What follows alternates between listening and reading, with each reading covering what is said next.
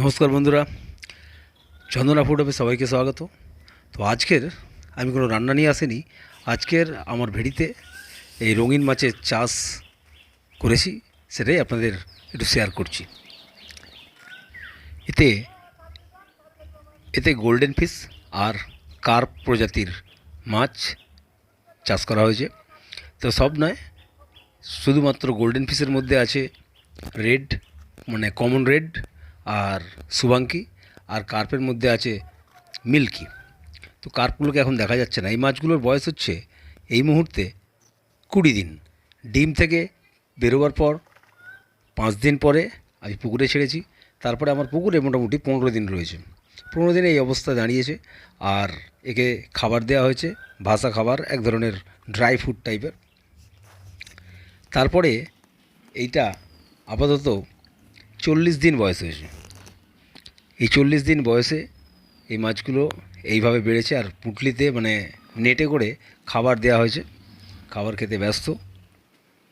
এখানে যা দেখা যাচ্ছে সেগুলোর মধ্যে কমন রেড আর শুভাঙ্কি।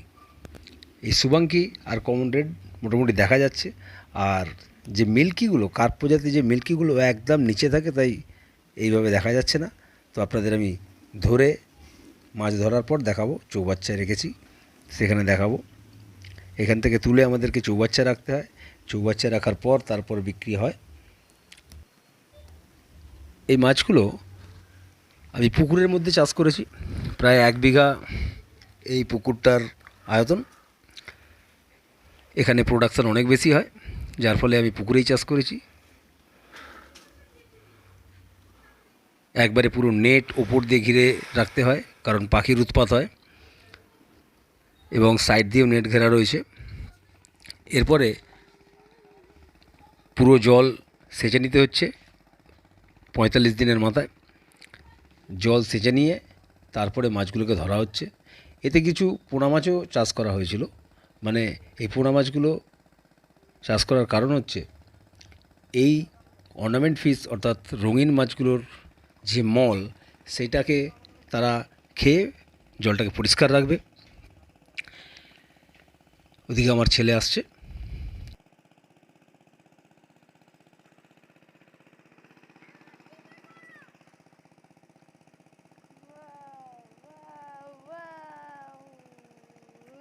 উস করে চলে এলো আমার ননি।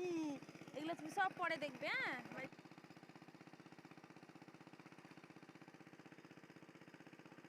কাতলা মাছ। কি গো, ওই তো কাতলা মাছটা। ওই তো কাতলা মাছটা। ওই তো। আরে তোমার কাছেই চলে যাচ্ছে। নাও নাও নাও নাও নাও, তোমার কাছে একদম। যেদিনে কাটতে হবে অনেকটাই কাটতে হবে।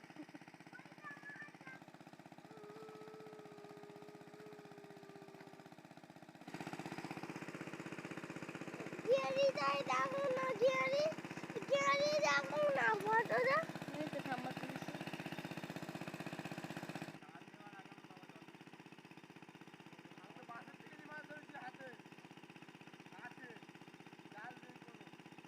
কি মাছ?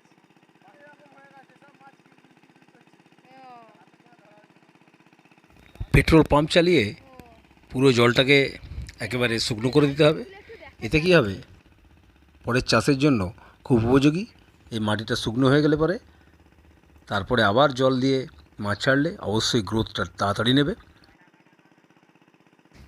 এই জলটা পুরোপুরি শুকনো হয়ে যাওয়ার আগে জাল দিয়ে মাছ তুলে নেওয়া হয়েছে। এরপরে জাল দিতে সব মাছ ধরা যায় না, বড় মাছগুলো এই জল শুকনো করেই ধরতে হয়। কেন এই দেখো একটা কি মাছ, এই দেখো না একটা এরকম যাচ্ছে। 200 কিলো। জালে করে ধরে আনা মাছগুলো এই চৌবাচ্চার মধ্যে প্রথমে রাখতে হয়, কারণ এখানে এরা অক্সিজেন নিয়ে পুরো একদম অ্যাকোরিয়ামে থাকার জন্য প্রস্তুত হয়ে যায়। কারণ প্রথমে তো বেশি জলে ছিল, তাই এখন কম জলে এনে রাখা হয়েছে, যাতে অ্যাকোরিয়ামে থাকতে ওদের অসুবিধে না হয়। আর এই যে লালগুলো দেখছেন, ওগুলো কমন গোল্ড, বাকি নীলগুলো শুভাঙ্কি।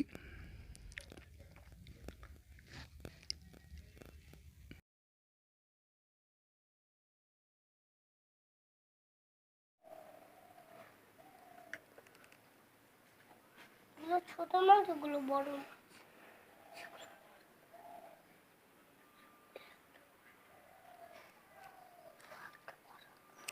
দুটোই বড়।